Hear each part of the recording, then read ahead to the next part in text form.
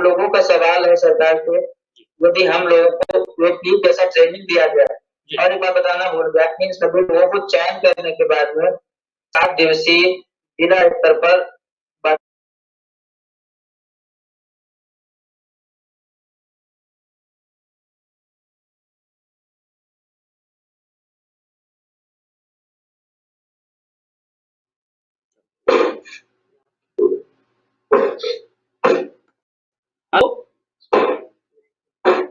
आवाज आ रही है?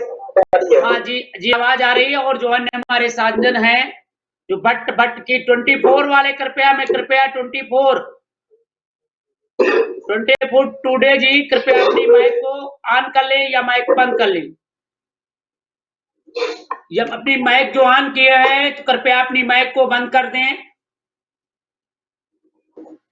जिससे कार्यक्रम सुचारू रूप से चल सके। अपनी माइक को बंद कर लें। और भाई आदित्य दीक्षित जी से मैं निवेदन करूंगा, कृपया वो लाइव पे आ जाएं। दोस्तों, भाई हमारे आदित्य दीक्षित जी, साथ में धीरेन्द्र बहादुर जी,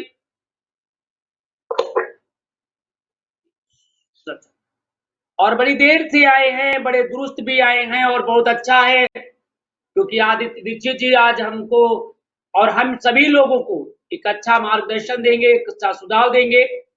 जो आदित्य दीक्षित जी हमें बताएंगे कि किस तरीके से लोकतंत्र के साथ साथ आम जनता को सुविधाएं मिल सकती हैं।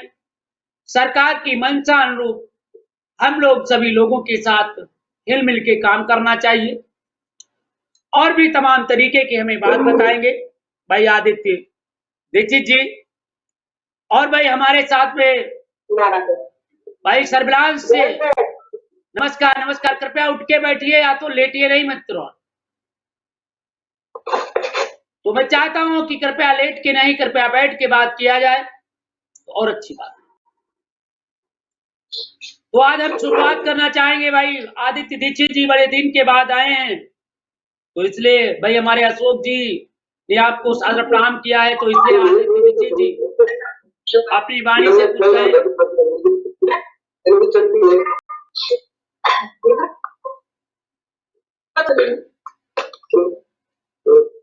टीवी 24 कृपया, टीवी 24 कृपया बात करें। बताइए भाई साहब, कहां से बोल रहे हैं? हेलो,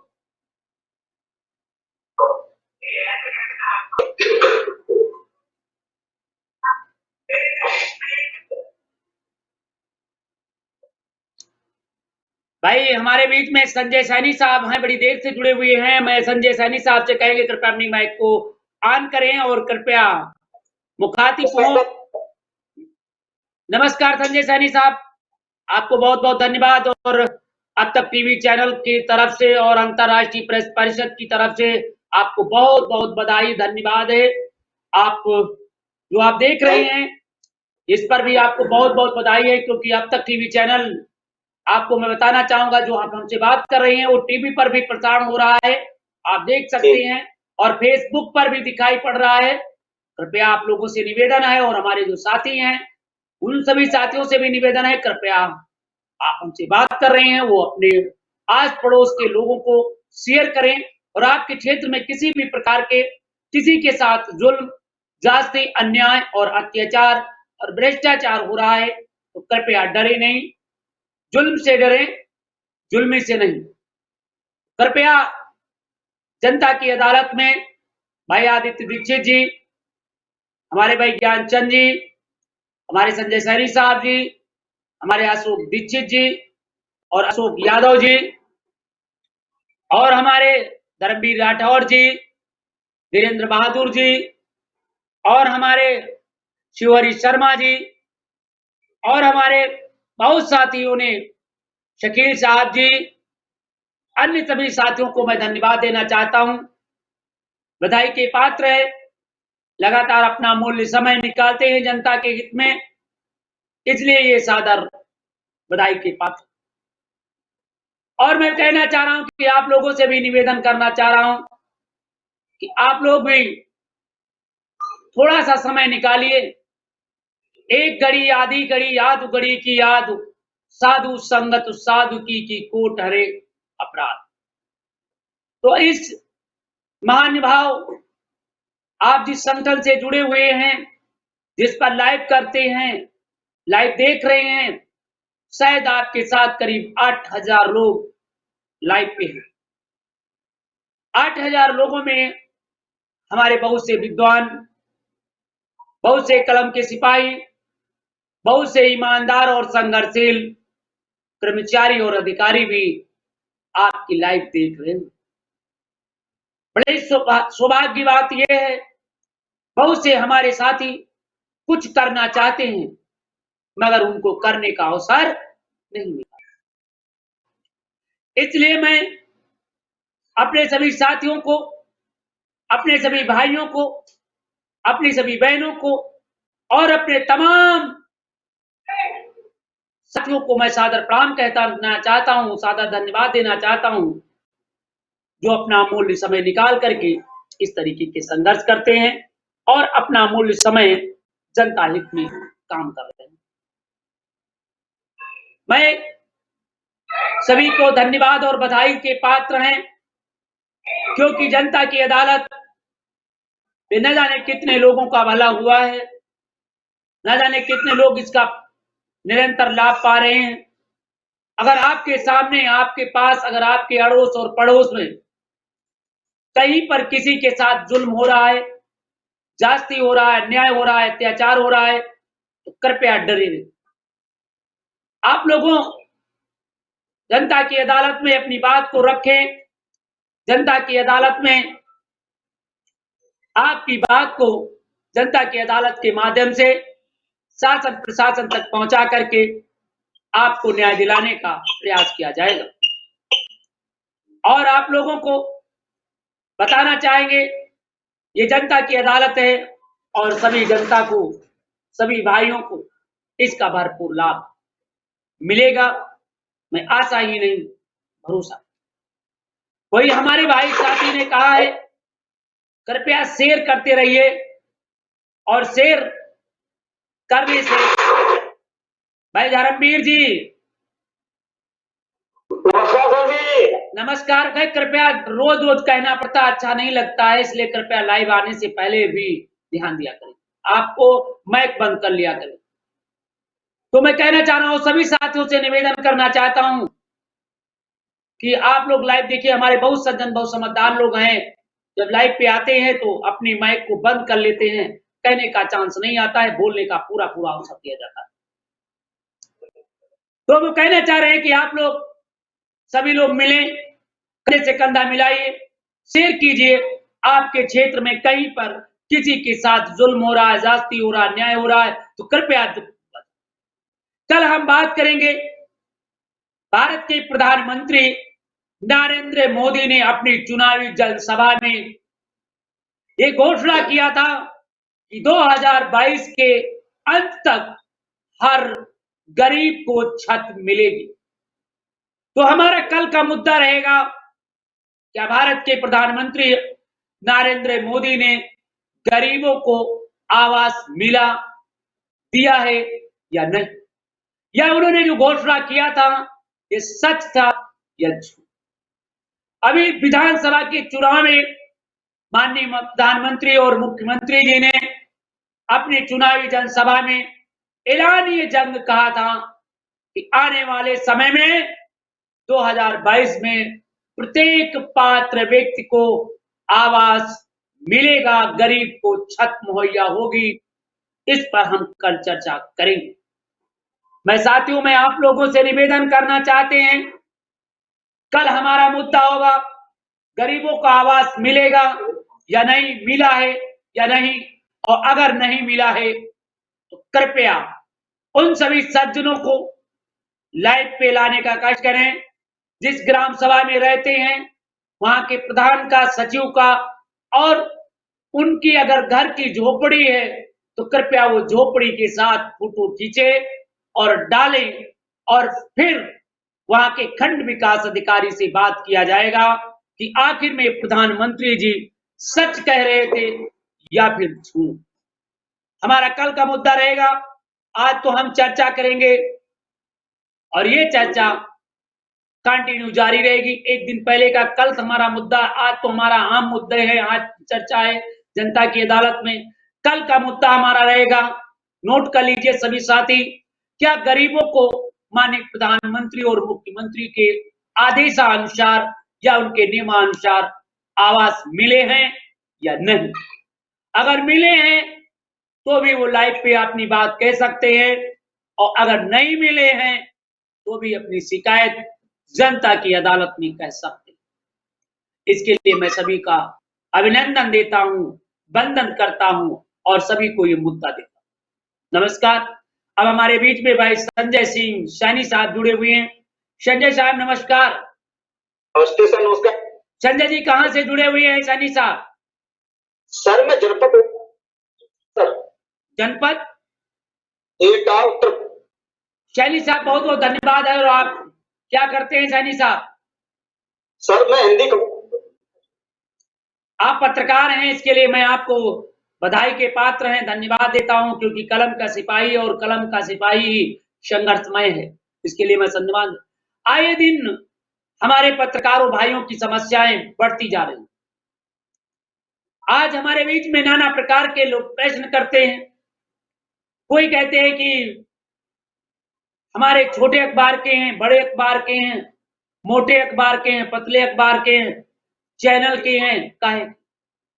तो मैं उन सभी साथियों से बताना चाहूंगा, कृपया आप लोग जहां पे हैं ईमानदारी के साथ करें। कोई छोटा नहीं होता है, कोई बड़ा नहीं। इसलिए अपने दिमाग से निकाल दे कि हम छोटे हैं वो बड़े। सभी लोग सामान्य जगह से हैं, सभी का रजिस्ट्रेशन एक ही रजिस्ट्रार लिख करके देता है, एक ही ब्रॉडकास्टिंग लिख करके देता है, सूचना प्रसारण मंत्रालय लिख के देता है। फर्क ये है कि आप काम करने में छोटे हैं, कम जने हैं, इसलिए छोटे हैं। काम करने वाले बड़े ज्यादा जने हैं तो उनका बड़ा मान। आप भी बड़े हो सकते हैं, आपकी लगन, आपकी सोच और आपका कार्य भी बड़ा होना चाहिए। संजय साहब बताइए कि कब तक ये जो हमारे अंदर हीन भावना है, कब तक ये दूर हो पाएगी?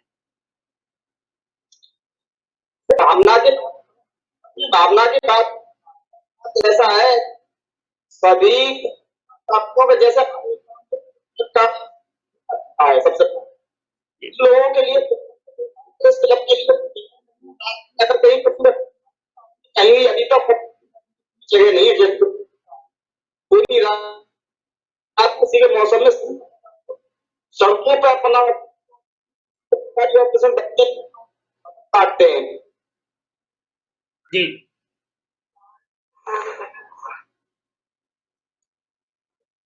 जी, तो आपने बहुत अच्छा प्रश्न किया है और इसका भी उत्तर होना चाहिए।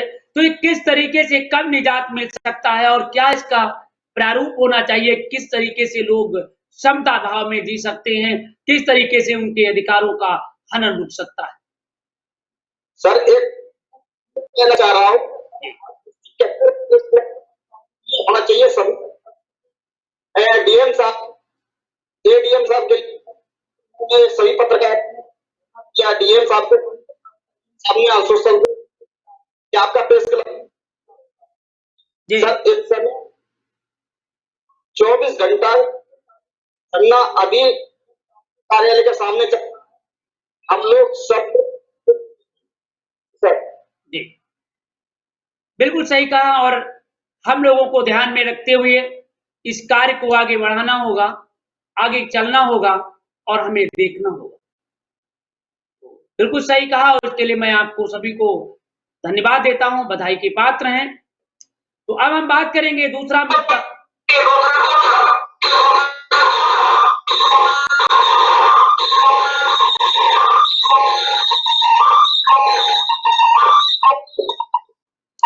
शिवहरी शर्मा जी,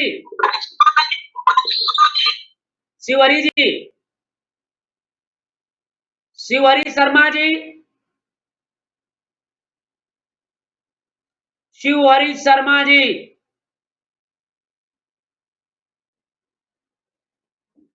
कृपया अपनी माइक बंद कर दें।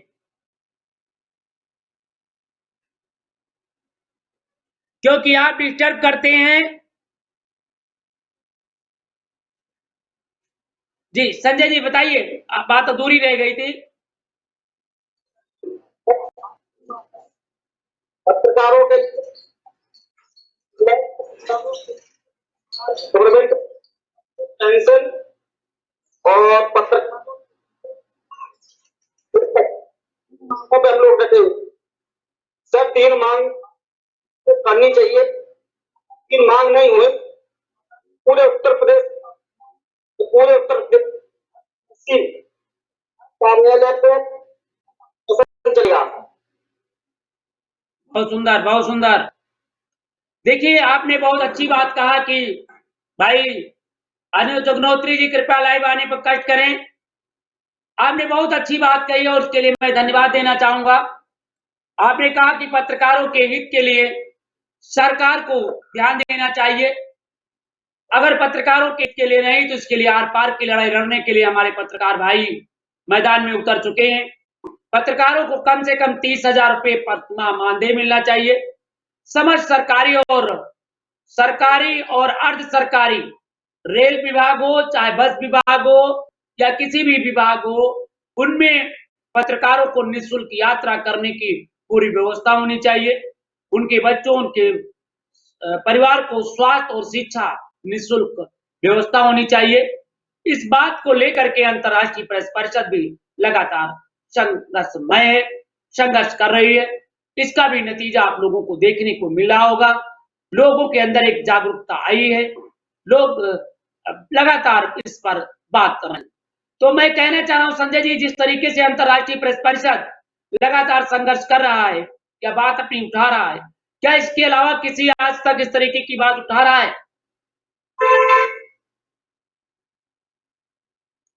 संजय जी शायद लगता है नहीं हो पा रहा है। जी सर। मैं पूछना चाह रहा हूं, जिस तरीके से अंतर्राष्ट्रीय प्रेस परिषद लगातार इस पत्रकारों की समस्या को मुद्दे बना करके ये मुद्दे के तहत बात करता है, पत्रकारों के हित के लिए बात करता है, क्या आज तक किसी ने ऐसी बात उठाई है? नहीं सर, अभी तक केवल हमारे डिस्ट्रिक्ट से जिलों में बात, बरेली में जो बात हुई थी कि आप दे सकते हैं पर जा सकते हैं। हम मांग में हमारी गवर्नमेंट से मांग में कर रहा हूं, आप इस कर दे। जी बहुत सुंदर है और इसके लिए मैं आपको बधाई के पात्र मानता हूं। आप लोग संघर्ष कर रहे हैं और संघर्ष करना चाहिए और अपने दायित्व को निर्वाह करना चाहिए। बहुत से हमारे संगठन भी बने हुए हैं। मैं संगठनों को भी सादर आमंत्रित करना चाहता हूं कि जो भी संगठन चला रहे हैं वो अपने बैनर के तरह, अपने झंडे के तरह, अपना डंडा लेकर के जब कभी कोई कार्यक्रम हो तो अपनी बैनर के तरह कार्यक्रम करें और हमें बुलाएं, हम जाएंगे। वह हमारा कार्यक्रम चल रहा हो, हमारा और तुम्हारा फर्क न रहे, केवल एक ही फर्क होना चाहिए, वो लोकतंत्र का चौथे स्तंभ का एक कार्यक्रम है। सभी लोग जाना चाहिए और हमें भेदभाव दूर कर देना चाहिए। हमें अच्छाइयों के साथ लड़ना नहीं चाहिए, हमें बुराइयों से लड़ना चाहिए। आज हमारे बहुत से पत्रकार भाई अगड़े पिछड़े, मोटे पतले, इन तरीकों की भेदभाव करते हैं, जिसके चलते एकता के सूत्र में नहीं बन पा रहे हैं। इसलिए बैलेंसता निकाल दें और सभी लोग एक साथ काम करें। तो भाई बहुत बहुत सनी साहब धन्यवाद। और मैं चाहूंगा, देखिए बड़ी भी लिखा है, कलमकार तब तक अधिकारी तथा जनप्रतिनिधियों की चटुकारता करते रहेंगे तब तक मीडिया हित की जंग नहीं जीती जा सकती है। हमें ऐसे एकजुट होकर कार्य करना होगा। ये शिवहरी शर्मा जी ने लिखा है, बिल्कुल सही कहा है कि कलमकार जब तक अधिकारी और जनप्रतिनिधियों के चटुकारता करते रहेंगे तब तक हमारा भला नहीं होगा। तो आपने बिल्कुल सही कहा कि जब तक हमारा भला नहीं हो सकता है, मगर हम भी बताना चाहेंगे कि हमारे बीच में तमाम से ऐसे जनप्रतिनिधि हैं, नेता भी हैं, अधिकारी भी हैं जो पत्रकारों के हित को चाहते हैं। देखे होंगे कि हर कोई माँ अपने बच्चे को रोला नहीं छोड़ना चाहता, मगर कितने पत्रकार ऐसे हैं जो अपनी मांग को लेकर के नेता के पास पहुंचे, सदन में पहुंचे।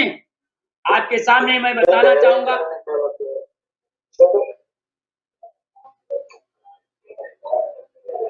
आपको मैं बताना चाहूंगा कि हमारे बीच में जब पत्रकारों की समस्या आई तो जनप्रतिनिधि के पास हमारे भाई पहुंचे, अधिकारी ने बड़ी गंभीरता से लिया और यहां तक कि बताते चले हम आपको कि उन्होंने बात को भी स्वीकार भी किया और बात भी की। तो ऐसा नहीं कि अधिकारी बात नहीं करना चाहता है, अधिकारी सुनना नहीं चाहता है। दोस्तों, मैं आपको धन्यवाद और बधाई के पात्र हैं और मैं आपको ढेर शुभकामनाएं देना चाहता हूं। भाई धर्मवीर जी, नमस्कार जी।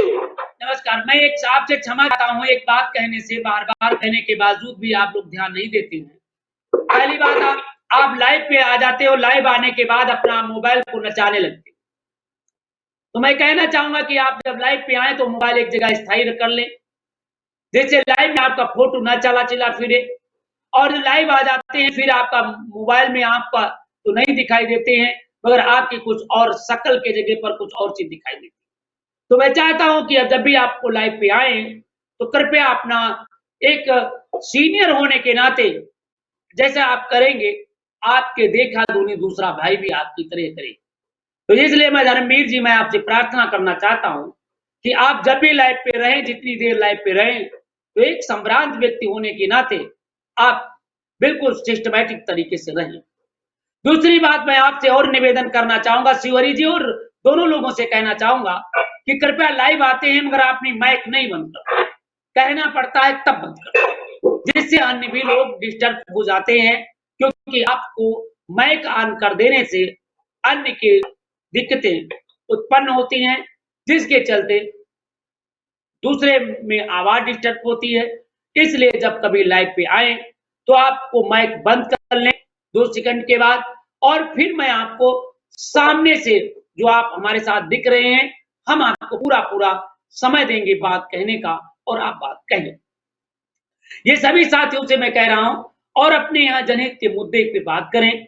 कल हमारा जो मुद्दा होगा, अहम मुद्दा है कि भारत के प्रधानमंत्री नरेंद्र मोदी और उत्तर प्रदेश के मुख्यमंत्री योगी आदित्यनाथ ने अपनी चुनावी जनसभा में कहा था कि देश के हर गरीब के व्यक्ति को छत मिले। तो क्या वो छत मिल पाई है या नहीं, इस पर आम जनता को शेयर करना है, बताना है और उससे कहना है कि आप लोग लाइव पे आए, सुने और अपनी अगर समस्या है तो आप जरूर कहें। इसी के साथ मैं धन्यवाद देना चाहूंगा, क्योंकि अब बड़ी देर से हमारे भाई ज्ञानचंद जी जुड़े हुए हैं। तो ज्ञानचंद जी से पूछना चाहूंगा, क्या ये जनता की अदालत का लाभ आम जनता को मिल पा रहा है या नहीं? जनता को लाभ मिलता है। मेरा सर कहना है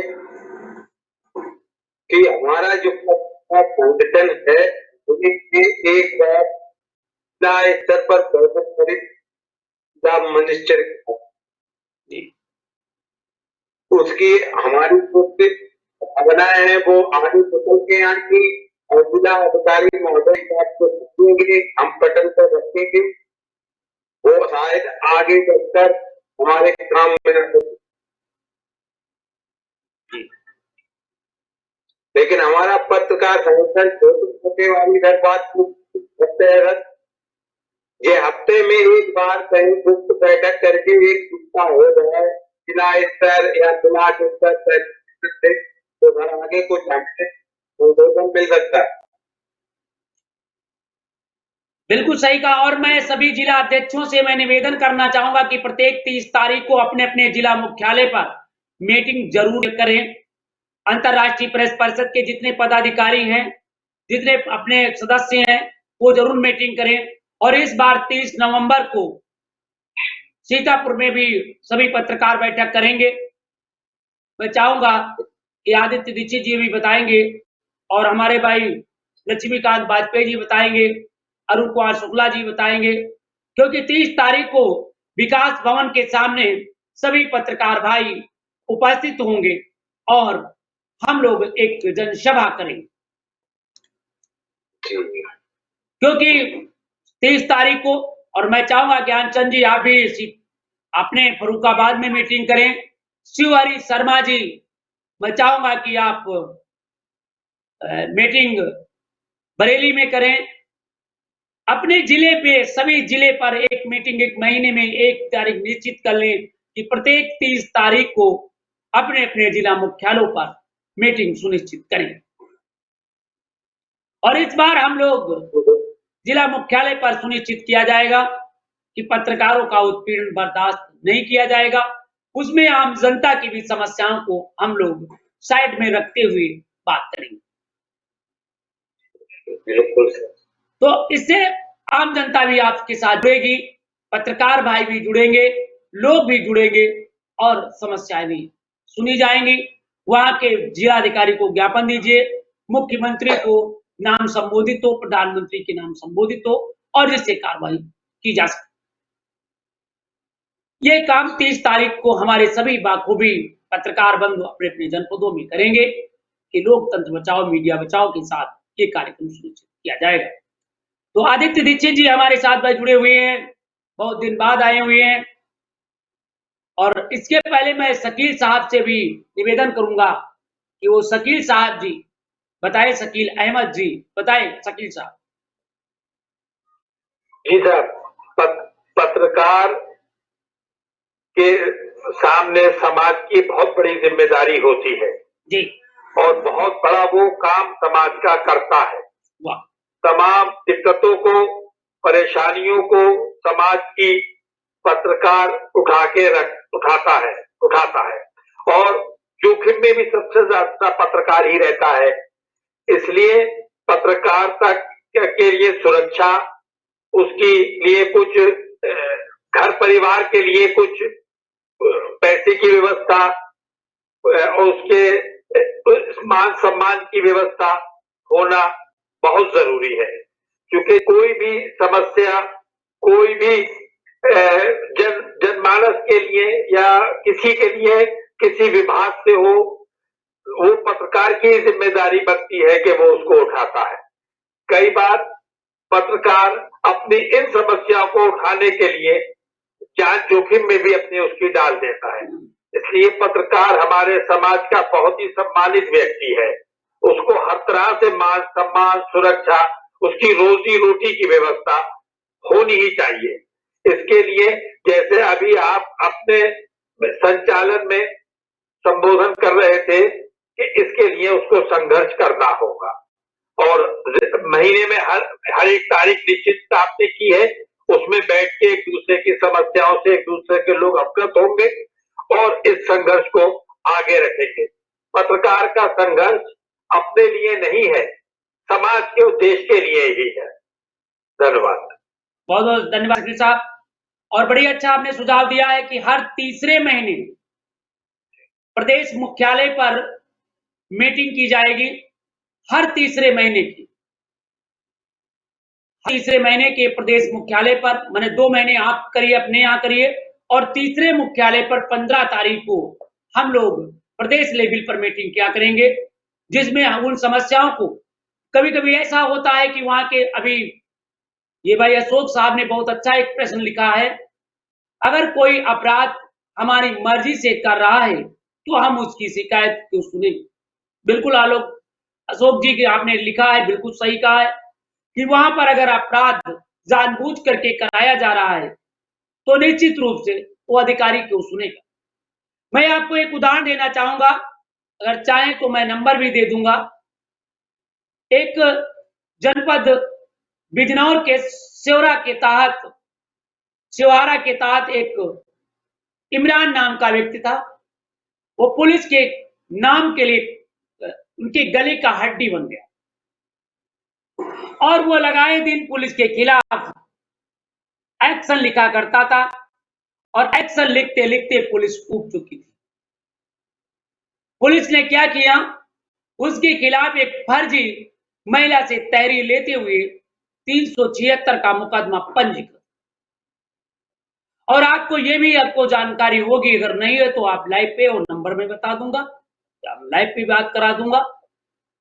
उसके खिलाफ मुकदमा लिखने के बाद देशों ने तमाम तरीके के हथकंडे अपनाए, उसके खिलाफ तमाम तरीके के मुकदमे लिखाने की बात की। और मैं बताना चाहूंगा, जब वो बंदा मुकदमा लिख गया, चारों तरफ से निराश हो गई और गिरफ्तारी करने की बात होने लगी। अधिकारी ने कहा कि अभी लिख रहा, तो वो लखनऊ आया और लखनऊ की पावन धरती से अंतर्राष्ट्रीय प्रेस परिषद ने उसकी मुखातब की, बातचीत की और यहां तक कि बताना चाहेंगे, गृह विभाग में जाकर के सचिव साहब को यह एप्लीकेशन दिया गया और सचिव साहब ने उस पर जांच कराई और वो यहां तक की जांच कराई, गोपनीय एक अलग से कमेटी बनाई, जांच कराई, जिसमें वो निर्दोष साबित हुआ और निश्चित रूप से उसे लाभ मिला। तो हम जानते हैं कि आपकी बात बिल्कुल सही कहा कि हो सकता है कि वो बंदा हमारी क्यों सुनेगा, मगर इसीलिए हमने बात किया हूं कि हर व्यक्ति अपने अपने जिले में 30 तारीख को कार्यक्रम करेगा और 30 तारीख के बाद जो समस्याएं सुन करके निस्तारण नहीं होगी, तो आप लोग उन समस्याओं को मुख्यालय पर प्रेषित करें, हमें भेजें, हमें लिखें और हम उन पर सरकार से समस्याओं का समाधान करने के लिए हम भी लिखने का प्रयास करेंगे, हम भी भाग दौड़ करेंगे, हम भी आपके सिपाही हैं, हम भी आपके लिए संघर्ष करेंगे, जिससे वो पीड़ित व्यक्ति इंसाफ पा सके। क्योंकि मानते हैं कि अगर आप जनपद आजमगढ़ में हैं, आजमगढ़ का प्रशासन आपकी ध्यान नहीं दे रहा है, तो आप चिंता करने की बात नहीं है। आपकी समस्या लखनऊ में प्रमुख सचिव ध्यान देगा, मुख्यमंत्री साथ ध्यान देंगे, मंत्री ध्यान देंगे, हो सकता है कोई ध्यान न दे, तो हमारे साथ में जितने अंतर्राष्ट्रीय प्रेस परिषद के कार्यकर्ता हैं वो तो ध्यान देंगे, उसके लिए वो लड़ाई लड़ेंगे, संघर्ष करेंगे और उस लड़ाई को आपको विजय करने में भरपूर सहयोग करेंगे। क्योंकि अंतर्राष्ट्रीय प्रेस परिषद तमाम लड़ाइयां आप देख भी चुके होंगे। अभी मैं बताना चाहूंगा, बहुत दूर की कहानी नहीं है, अभी जनपद बांदा की कहानी को देखा होगा कि अंतर्राष्ट्रीय प्रेस परिषद उसे आर पार की लड़ाई लड़ने का ऐलान किया, वहां के लोगों का भला हुआ और आज हमारे वो पत्रकार भाई शायद लाइव पे नहीं आ पा रहे हैं। आखिर क्यों नहीं आ पा रही है, नहीं बात है, बात हुई थी उनकी सिस्टर से हुई थी, मगर हमारे पत्रकार भाइयों को इंसाफ जरूर मिला। तो हो सकता है उनको न्यायालय से इंसाफ मिला हो सकता है उनको अधिकारी से ही न्याय मिल जाए। हमें लड़ना और आगे बढ़ना हमारा धर्म निश्चित रूप से। और रही बात अशोक बाबू, मैं आपको एक और इत्मीनान से बात करना चाहता हूं। मैंने एक जंग लड़ने का ऐलान किया, तीर तलवार से नहीं कलम से, और वो कम से कम 3 साल तक वो जंग चलती रही, इंसाफ नहीं मिला। 3 साल के बाद नहीं बल्कि 5 साल के बाद वह जंग जीती, मुकदमा नहीं लिखा गया। मैं बताना चाहूंगा, जनपद सीतापुर में आमोद कुमार माननीय मुलायम सिंह यादव की सरकार थी, ग्राम प्रधान से लेकर के मुख्यमंत्री तक सभी उसके रिश्तेदार थे, मतलब पहुंच वाले थे, मंत्री भी उनका रिश्तेदार था, ग्राम प्रधान भी रिश्तेदार था, पार्टी के लोग थे। और आमोद कुमार जिलाधिकारी थे जनपद सीतापुर में, और जब उसका उत्पीड़न वो लोग काफी किए, मैं खुद जीता जागता उदाहरण है, मैंने प्रार्थना पत्र दिलाया, कार्रवाई नहीं की, कार्रवाई जिलाधिकारी ने लिखा उनका मानदेय रोक दिया जाए, उनके खिलाफ कार्रवाई की जाए दोषी के खिलाफ, और उनके खिलाफ मुकदमा दर्ज करने के लिए एसडीएम को आदेश करा। मगर सत्ता ललुपता के चलते मुकदमा नहीं लिखा गया, क्योंकि मंत्री जी काफी सशक्त थे, श्यामलाल जी मंत्री रहा करते थे सिदौली से, नहीं लिखा गया। 5 साल तक वो लड़ाई होती रही, 5 साल के बाद वो मुकदमा लिखा गया और अपराधी जेल। तो हमने जानता हूं, ईमानदार के साथ अगर आप लड़ाई लड़ रहे हैं तो दोस्तों मैं बताना चाहूंगा, जंग जीती जाती है, सत्य जीतता है और असत्य हारता है। असत्य तुरंत हावी होता है और झूठ तुरंत हावी होता है, परंतु वो ज्यादा दिन टिक नहीं सकता। इसलिए हमें आपको सत्य के साथ कंधे से कंधा मिला करके चलना होगा, सत्य के साथ हमें बढ़ना होगा और ये जंग को जारी रखना होगा। भाई अटल दुबे जी भोपाल से मैं चाहूंगा लाइव पे आ जाएं। डॉक्टर साहिर बानो जी मैं चाहूंगा कि लाइव आ जाएं। तो ऐसी जंग हम लोग जीतेंगे। मुझे कहोगे कामयाब एक दिन, मुझे मेरे गुरुजी सिखाया करते थे, हम होंगे कामयाब एक दिन, और निश्चित रूप से मैं कामयाबी की तरफ बढ़ा हूं, क्योंकि जिस संगठन की बात हम कर रहे हैं अंतर्राष्ट्रीय प्रेस परिषद में, इसको मैंने संस्थापक हूं, इसमें मैं ही जुड़ा, फिर दीक्षित जी जुड़े, फिर धर्मवीर राठौर जुड़े, अनुज अग्नोत्री जुड़े, शकील साहब जुड़े, हमारी बहन साहिर जुड़े, अटल दुबे जी जुड़े। इस तरीके से आज इसकी संख्या एक नहीं बल्कि आज करीब 8,000 लोग जुड़ गए। अभी मैंने लाइव किया था, वो जस्ट बता दे चले, तो हम अकेले थे, मगर जो जो हमने इस कारवां बढ़ाने लगा, क्यों आज देखिए आपके सामने 44 लोग लाइव पे देख रहे हैं, क्योंकि ये कारवां हमारा रुकना नहीं चाहिए, क्योंकि गति तो आती रहेगी, कभी तेज हवा चलती है तो कभी धीरा हो सकती है, मगर हमारा कारवां रुकना नहीं चाहिए। इसी के साथ मैं हम अपने धर्मवीर राठौर से कहेंगे, कुछ कहें धर्मवीर राठौर। नमस्कार सर जी। नमस्कार नमस्कार। आज मेरी आपकी टिप्पणी पर ही कहना चाह रहा हूँ। मेरे भैया जी ने परंपरा दफ्तर अधिकारी तथा जन प्रतिनिधियों की तत्परता करते रहेंगे तब तक मीडिया नहीं जीत सकती, हमें एकजुट होकर कार्य करना है।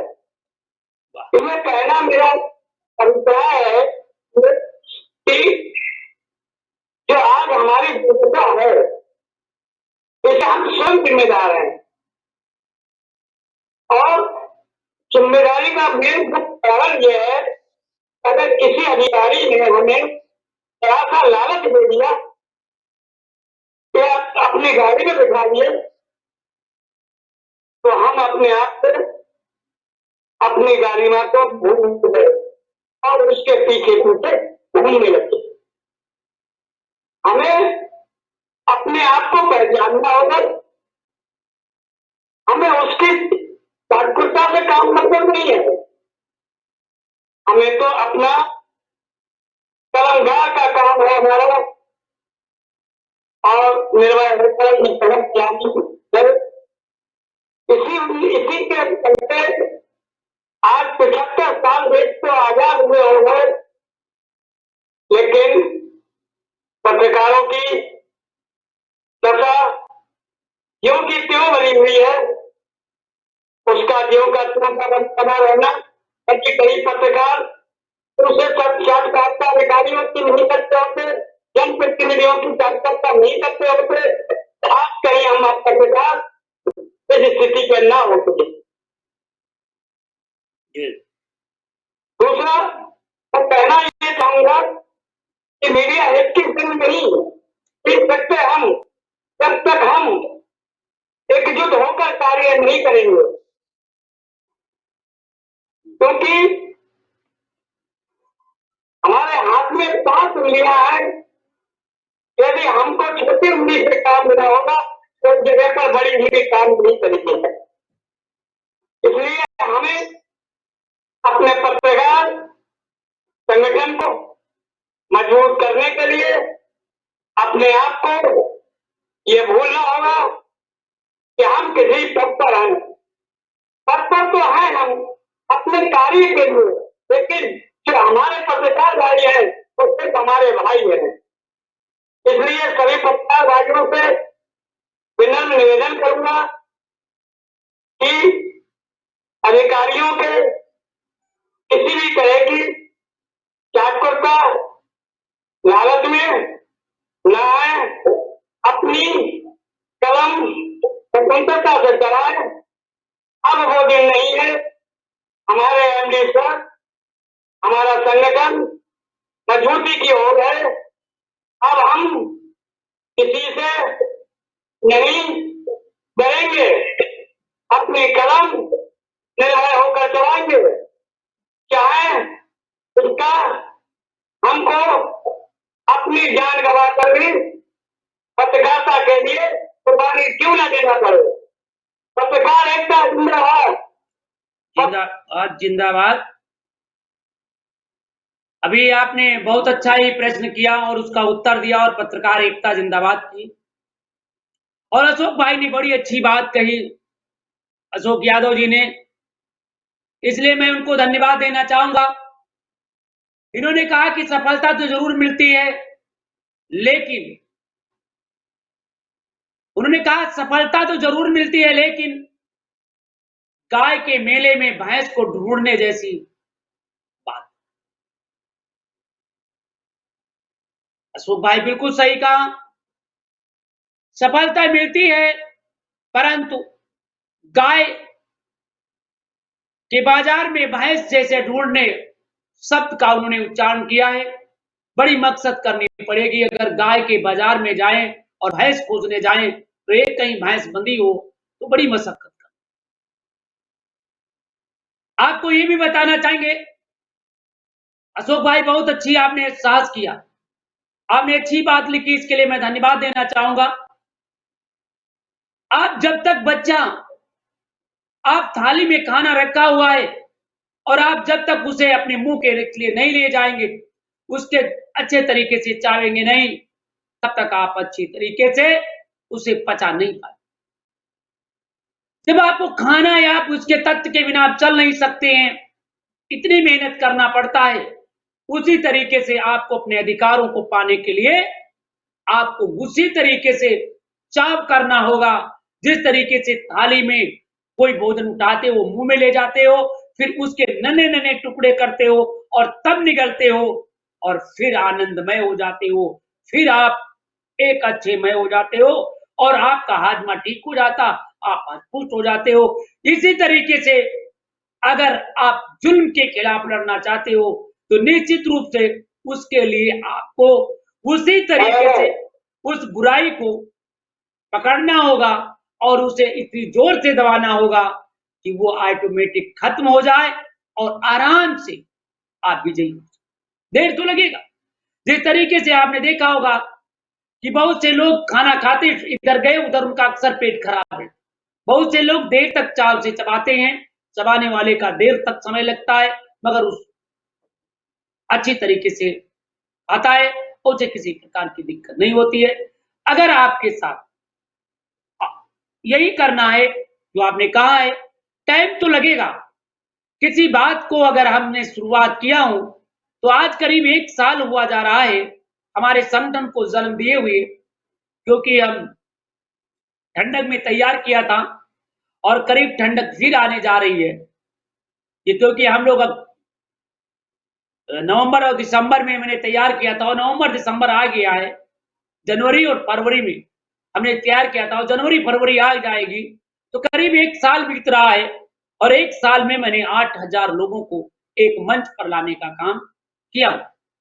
अगले साल हमने 8000 किया हो तो अगले साल हम 16000 लोग पार कर देंगे और फिर धीरे धीरे हम एक अपनी राशि को एकत्रित, जिस तरीके से आपने कभी सुना होगा या सोचा होगा कि क्या अटल बिहारी वाजपेयी और लाल कृष्ण अडवाणी देश के प्रधानमंत्री और उप प्रधानमंत्री और राष्ट्रपति प्रधानमंत्री और प्रधानमंत्री बनेंगे।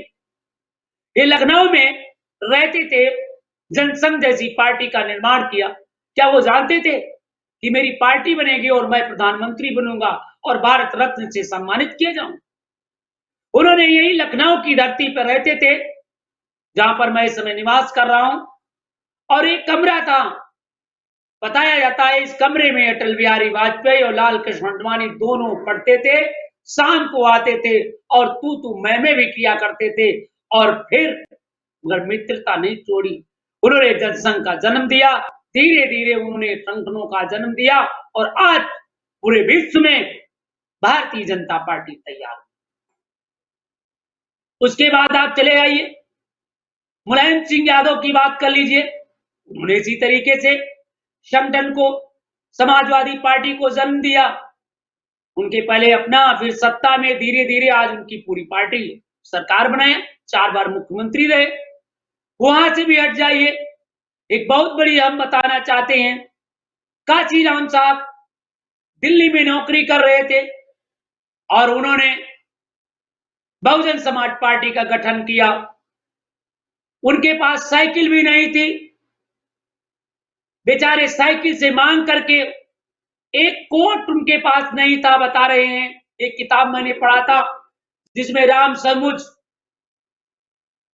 और काशीराम साहब ने साझे में कोट पैंट लिया था, और फिर झगड़ा कोट पैंट को लेकर के हुआ, जिसके चलते राम समुज अलग हो गए और काशीराम साहब अपना विचार नहीं त्यागा।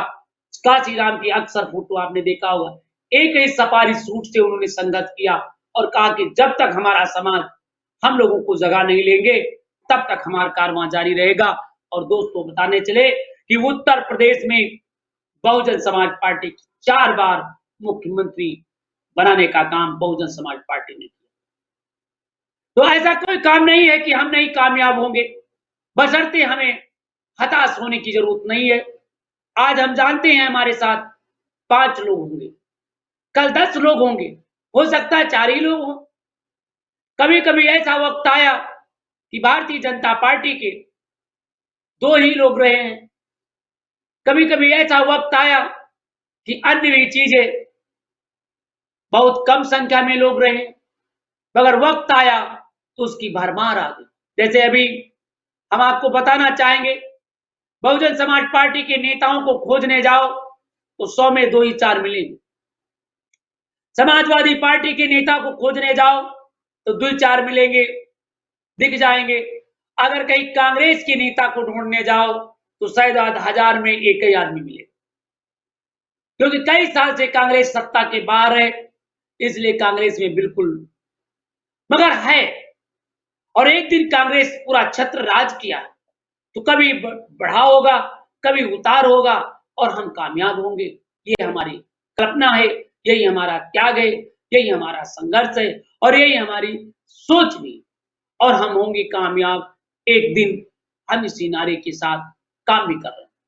तो भाई हमारे साथ अब हम जोड़ेंगे भाई आदित्य दीक्षित जी, बड़ी देर से इंतजार कर रहे हैं। और भाई धर्मवीर धीरेन्द्र बहादुर जी से मैं चाहूंगा कि लाइव पे आने का कष्ट करें। भाई रामानुज जी लाइव पे आने का कष्ट करें। अन्य भी हमारे साथी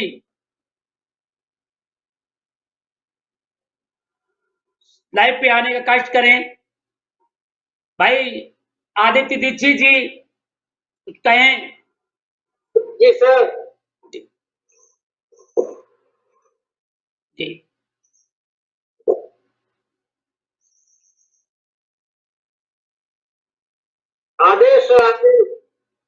आदेश है कि आपका पूरा समय है, क्योंकि आपको बोलने का चांस दिया जाएगा, मगर 1 मिनट में और कह दूं। अशोक भाई बहुत अच्छी बात फिर लिखा है, धैर्य रखिए, संघर्ष कीजिए। रामचंद्र जी 14 वर्ष के लिए में राज्यों को सफाया कर पाए थे। बिल्कुल सही कहा। आप एक दिन में जीतेंगे नहीं, आप इधर गए उधर पा गए। और आपको और भी बताने चले, जितना संघर्ष कठिन होता है और कोई चीज प्राप्त होती है उतनी स्वादिष्ट होती, और तुरंत ही मिल जाती है, वह स्वादिष्ट नहीं हो। तो इसलिए अगर आपको भ्रष्टाचार के खिलाफ लड़ाई लड़ना है, जंग लड़ना है, तो आपको तैयार क्यों हो जाइए। और भ्रष्टाचार को खत्म करने के लिए 14 वर्ष लगेंगे। तो हम आपको बताते चले, 14 वर्ष नहीं, हम अपनी उम्र का शेष सारा समय इसी कार्य के लिए समर्पित कर दिया हूं। क्योंकि एक बार एक नट था और एक उसकी कलाकार करने वाली कलाकारिन थी। उन्होंने जो कलाकार थे और कलाकार भाग जाना चाहते थे, नट और नटनिया दोनों थे। एक काल्पनिक कहानी है, ये किसी व्यक्ति और कोई व्यक्ति ना ले।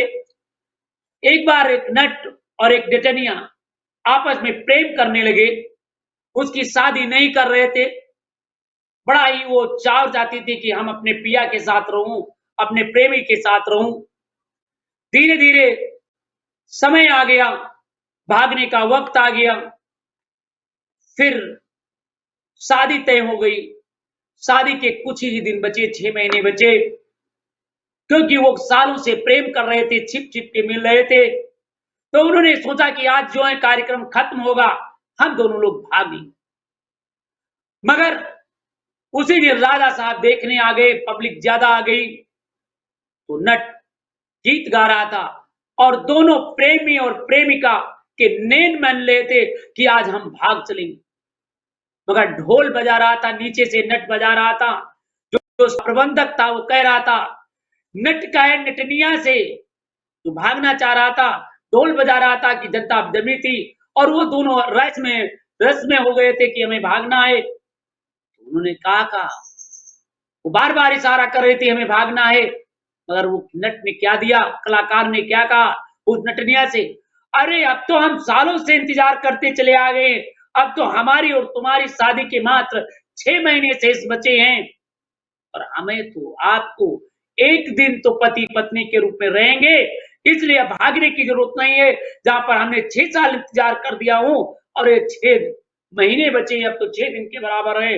इसलिए नट ने क्या कहा नटनिया से कि अब जब पूरी बना लाई हो तो अब बीच में मत बिगाड़ो, अन्यथा लोग कहेंगे भाग गए हैं, कि धाग लग जाएगा, धब्बा लग जाएगा। इसलिए उन्होंने कहा कि नट कहे नटनिया से कि ताल बिगड़ ना जाए। नट कहे नटनिया से कि ताल बिगड़ ना जाए, सबियो राय थोड़ी रह गए, थोड़ी बीती जाए।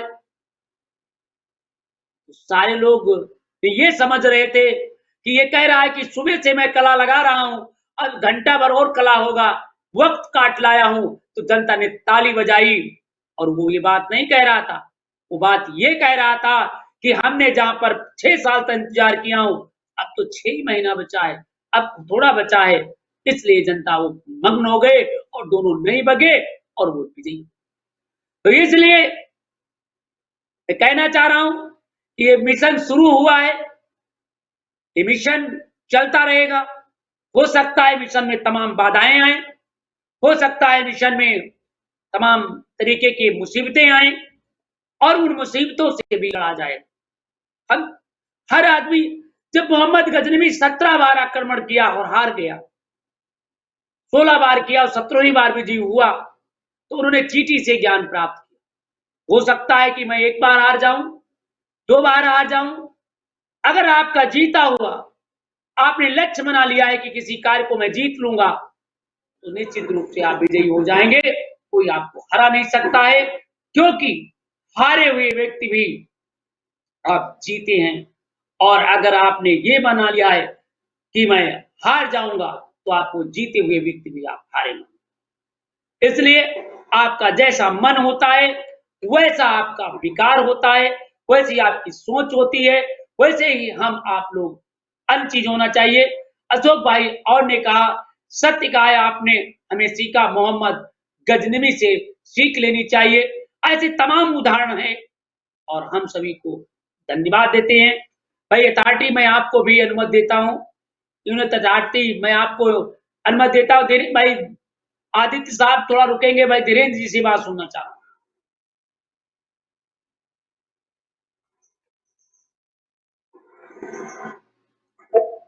तो बहुत अच्छी लगी, लेकिन काम उस स्तर का नहीं और कहीं ना कहीं हम लोग दोषी है। लेकिन एक चीज है, अगर निरंतर है तो इसकी मिसाल एक कोई है, उसकी रोशनी और इसी के साथ सर का जो कविता पाठ वो आपके हौसला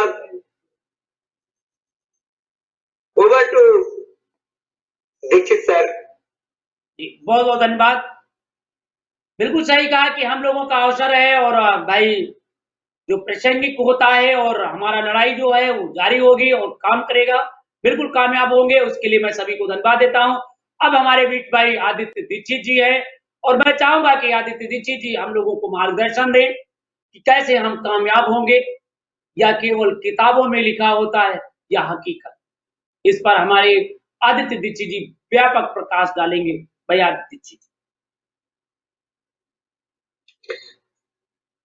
पहले सभी को वंदन। अशोक जी की मैं बात आगे बढ़ाता हूँ। जी अशोक जी ने कहा राक्षस लेते जाते हैं। राम जी वनवास के लिए वनवास गए थे। एक राक्षस को मारते थे, अनेक राक्षस उत्पन्न हुए थे। यदुवंशी जी, आपको हम कहते हैं, आप यदुवंशी हैं। पुत्र के जमाने में पांडवों को 12 वर्ष का वनवास, जबकि पांडव शुद्ध के थे। 12 वर्ष के वनवास में एक शब्द थे कि एक वर्ष का अज्ञातवास। उस अज्ञातवास में यदि पांडव पहचान लिए जाते तो फिर पुनः 12 वर्ष के लिए वनवास जाएंगे और फिर एक वर्ष का अज्ञातवास। बड़े वनवास, अज्ञातवास और अज्ञातवास उनके जीवन पर्यंत चलता रहेगा। उसमें भी सत्य की जीत हुई, पांडव जीते और वह अस्थायी कौरव जो न्याय के प्रतिनिधि थे उनको हार का सामना करना पड़ा। तो सदैव सत्य की जीत होगी। हम लोग सत्य के मार्ग पे हैं, सत्य का पक्ष ले रहे हैं, पीड़ित का दर्द कह रहे हैं, अपनी वेदना बता रहे हैं। जो एक न एक दिन मेरी जीत अवश्य होगी।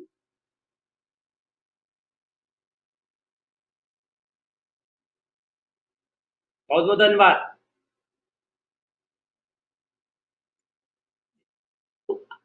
आदित्य जी, जिस तरीके से आपने पूरा खाका तैयार किया है, आपने जंग का ऐलान जंग का पूरा कार्यक्रम तैयार किया है, कैसे हम कामयाब होंगे, कैसे हम इसे आगे बढ़ाएं, इस पर मार्गदर्शन करें। इसमें तो सब हमारी शक्ति पल पल एक दूसरे को जोड़ते हुए, कंधे से कंधा मिलाते हुए आगे हम बढ़ते रहे, तभी कामयाब होंगे। या हम सरकार कुछ देना नहीं चाहती, यहाँ तक कि माँ बच्चे को तब तक दूध नहीं पिलाती है जब तक वह रोता नहीं है। यदि हमें इनसे लेना है तो इनसे लड़ाई भी करनी पड़ेगी, इनसे झगड़ा करना पड़ेगा, इनके विरोध में जाना पड़ेगा, इनके डंडे खाना पड़ेगा, लेकिन अंत में जीत सदैव सत्य की होगी। हम सब एक साथ रहे तो इन सबको अवश्य परास्त करेंगे।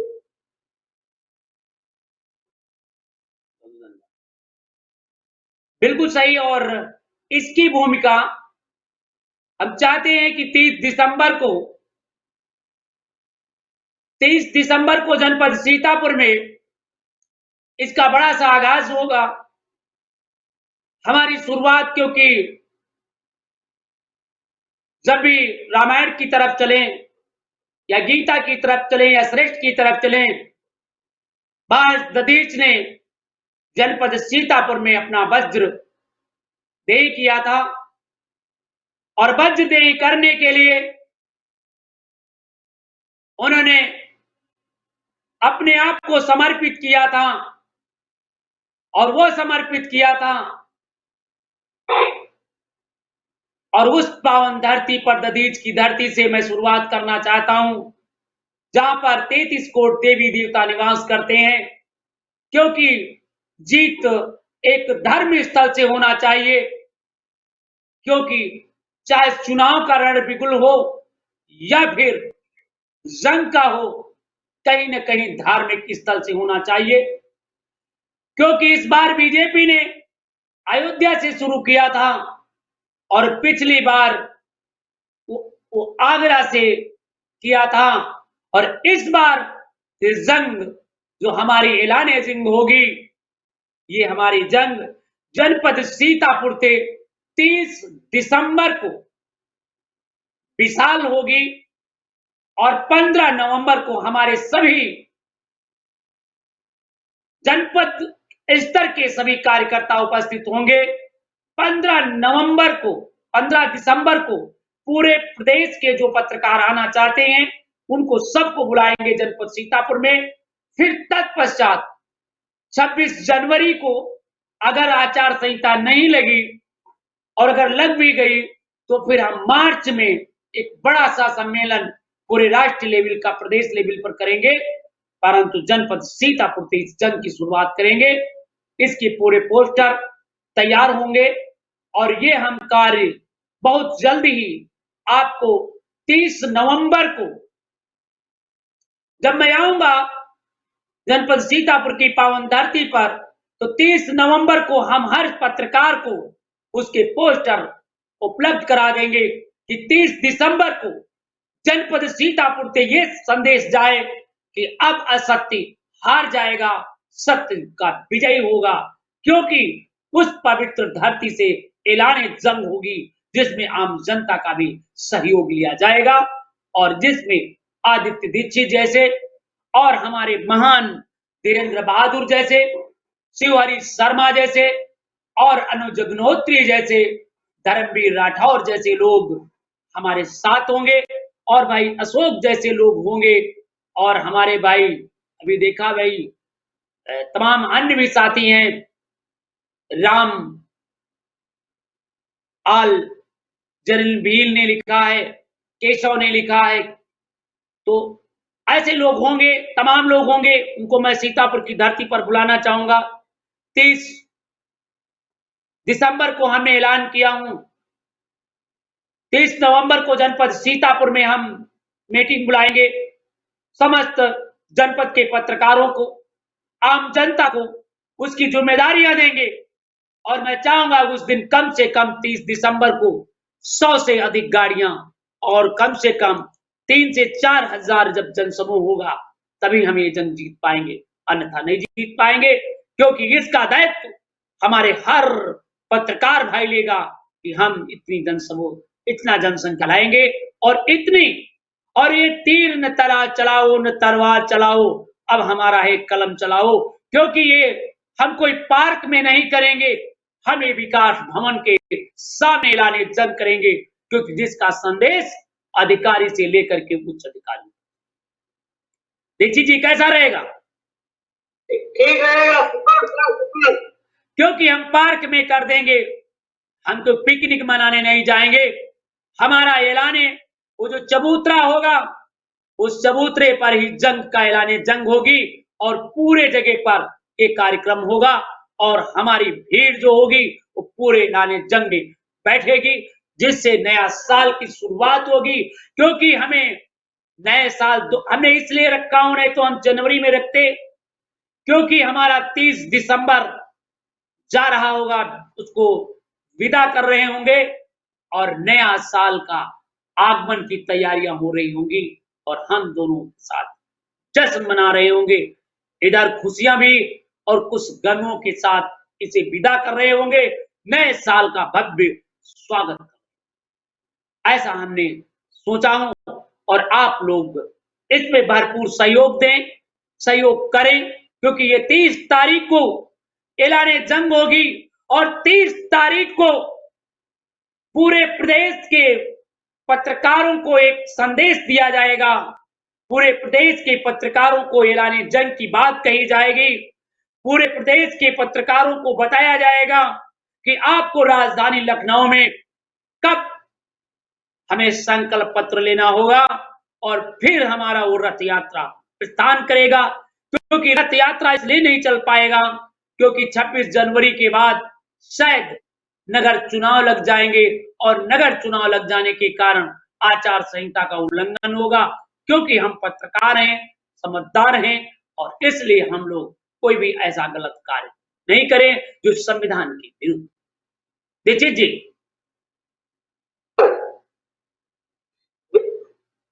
बिल्कुल, हमें तो गलत बात में नहीं जाना चाहिए। जी।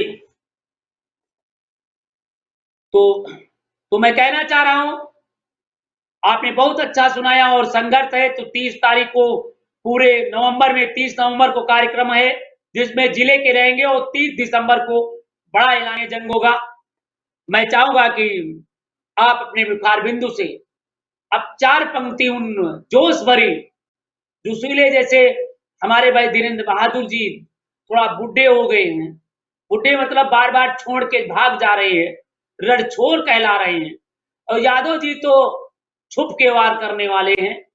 ऐसे लोगों को नहीं सर, कोई प्रॉब्लम रहती है, चलिए कोई बात नहीं, मेरे यहाँ ज्यादा रहती है। कोई बात नहीं। तो मैं कहना चाह रहा हूं कि हमारे साथ जो भी बंधु हैं और जग्गा साहब जी और हमारे जग्गा सबको पंजाब से है उनको लाइन में ले लिया जाए। भाई जग्गा साहब कृपया अगर आओ तो कृपया लाइन पे आ जाएं।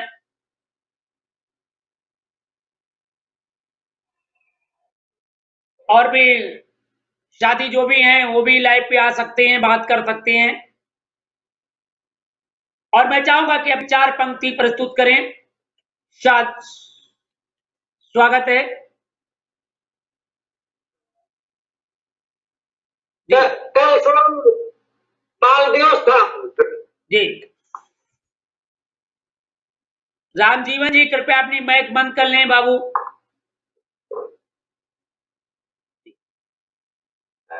आज्ञा हो तो बाल दिवस पे 4 लाइनें पढ़ दूं। जी बिल्कुल, स्वागत स्वागत स्वागत। बंदो बाल रूप से रामू रामायण का असुर, वाह।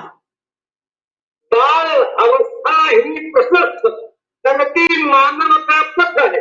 वाह। मानव किस रास्ते पे जाएगा यहाँ बाल पथ में मालूम हो जाता है। जी। बालक होता है अधोलोक, ईश्वर की इच्छा का। वाह। बाल मुकुंद रूप ईश्वर का हरदम पूजा जाता। षोडश कला शक्ति ले प्रभु ने बाल रूप जब उभारा, भगवान कृष्ण के जब मौका जी। षोडश कला शक्ति ले प्रभु ने बाल रूप जब धारा, त्रावर्त पुतला पाग सकटासुर हरि ने मार, निज कनिका रूपनी पर गोवर्धन धार लिया। बाल रूप वाले बामन ने बलि को बांध लिया। बालक मार्कंडेय तथा सहनाद अपूर्व पराक्रमी लवकुश बालक थे, ध्रुव विख्यात तपस्वी कुबलयास विक्रमी शिवा थे, गोरक्षा कृपकानक जोरावर फतेह हकीकत राय सभी थे काल। गुण गरिमा व ज्ञान तेज प्रथम किरण है बालक, उपनिषदों में स्थित नचिकेता रावण अमल अमिल वचनी अलौकिक यह बालक का यश है, आया है ही लेकर गोपाल दिवस। वाह, बहुत सुंदर,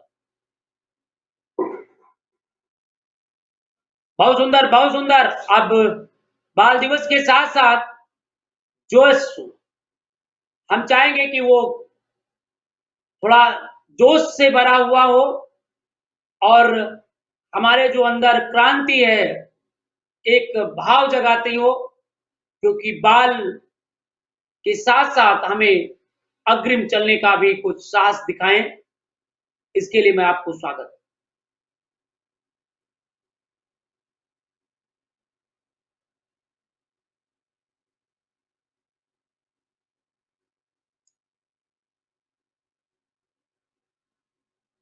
तो दोस्तों मैं बताना चाहूंगा हमारे दीक्षित जी आपके बीच में बहुत अच्छा ही मार्मिक प्रश्न कर रहे हैं दीक्षित जी।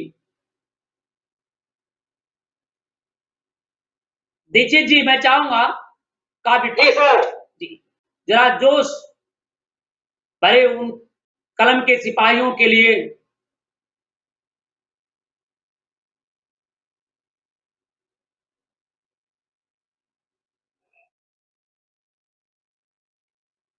मम देश गुलाम सुरक्षित हो, वाह जबरो सब दौलत पानी रहे, वाह सुख शांति समृद्धि बढ़े नितही, इस देश की एक निशानी रहे। वाह हम देश हितार्थ मरे सुख से, में भी हमारे जवानी रहे, दिल के मिलके सब बंद रहे, जहाँ देश की प्रीत पुरानी रहे। बहुत बहुत सही, बहुत बहुत सही, बहुत बहुत सही।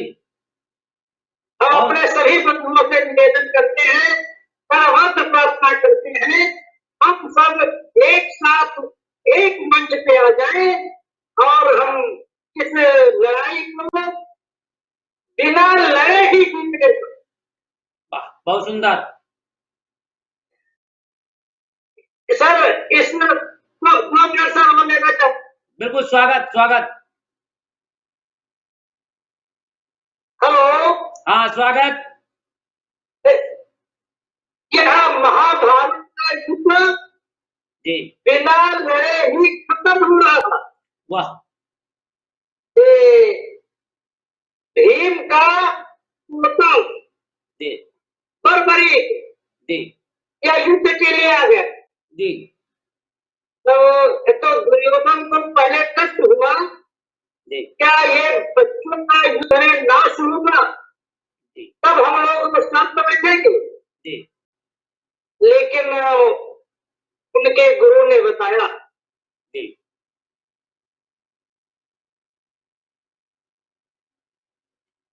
जी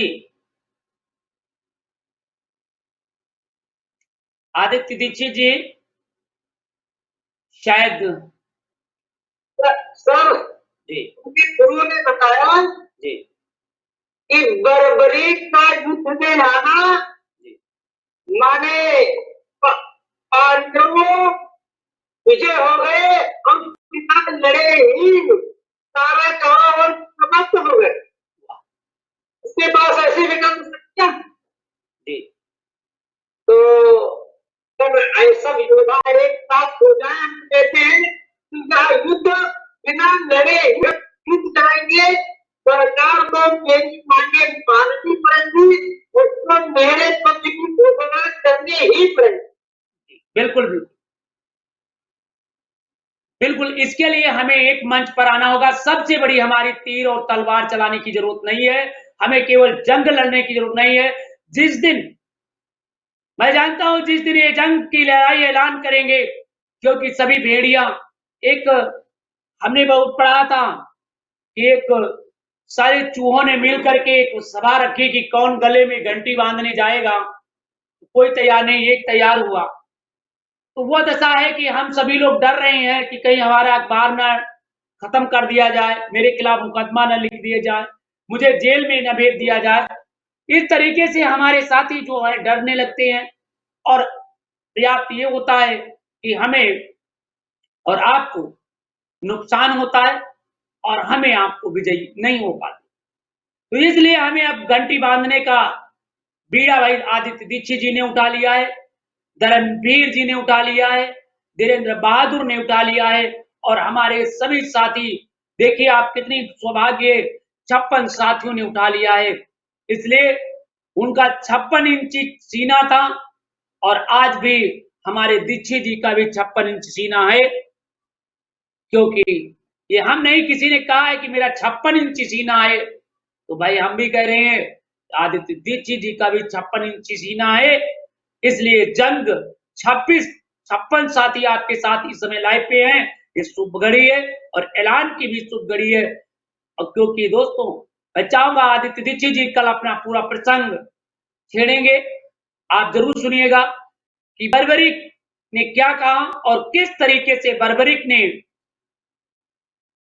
अपनी युद्ध कला में निपुणता दिखाई और किस तरीके से असत्य हार गया, सत्य विजयी हुआ। मैं चाहूंगा कि 9:03 हो गए हैं। आदित्य जी, मैं अनुमति चाहूं तो क्या बुरा नहीं लगेगा, मगर एक पंक्ति 4 लाइनें की कविता प्रस्तुत करने के बाद आप इंड की तरफ ले चलें, यही आपसे निवेदन है।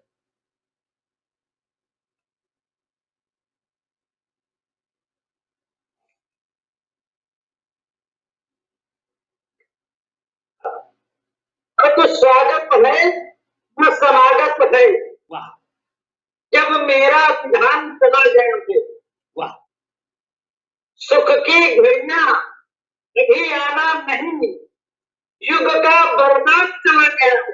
वाह प्रधान प्रसिद्धि का चाहता हूँ, मन का परिधान चला गया है। वाह देश के थाल में स्वागत किया, घर का परिधान चल गया। जी, बहुत बहुत स्वागत। और सभी को शुभ रात्रि। और सभी मैं अपने साथियों से कहना चाह रहा हूं, कृपया अपने अपने मोबाइल फोन पर कम से कम एक लोगों को जरूर शेयर कर दीजिए, एक बार इसे शेयर कर दीजिए, जिससे आपकी मीटिंग को, आपके वीडियो को कृपया देख सके लोग और जान सके कि आपकी मीटिंग होती है, लोग आपकी चर्चा करते हैं और आपका दोस्तों, आपके द्वारा किया गया शेयर, आपके द्वारा भेजा गया संदेश जनता के हित में रहेगा और निश्चित रूप से लाभान्वित होंगे। मुझे आशा ही नहीं, भरोसा है कि आप लोग निश्चित रूप से इसे शेयर करेंगे और कल निश्चित रूप से 7:30 बजे पहला मुद्दा रहेगा, क्या माननीय प्रधानमंत्री और मुख्यमंत्री ने कहा था 2022 में गरीबों को आवास मिलेगा या नहीं, मिला है या नहीं, क्या ये घोषणा सही थी या गलत, क्योंकि मीडिया का काम है सच का आईना। तत्पश्चात हम लोग चर्चा करेंगे, चर्चा तत्पश्चात हमारे काव्य पाठ होगा, जिसमें हमारे भाई आदरणीय आदित्य दीक्षित जी ने कविता प्रस्तुत करेंगे। बर्बरिक का महासंग्राम देखना न भूलें, शाम 7:30 बजे जनता की अदालत में। और साथियों मैं कहना चाह रहा हूं, किसी को अगर आवास नहीं मिला है, अगर गरीब है, झुग्गी झोपड़ी में निवास करता है, तो कृपया आप अपनी बात जनता की अदालत में रखें और आपकी आवाज में शासन प्रशासन तक पहुंचाएंगे और न्याय दिलाने का प्रयास करेंगे। इसी के साथ अपनी वाणी को विराम देता हूं। जय हिंद, जय भारत, शुभ रात्रि, सभी को ढेर शुभ कामनाएं। दोस्तों बने रहिए, देखते रहिए और आपसे आशा ही नहीं बल्कि भरोसा करता हूं कि आप इसी तरीके से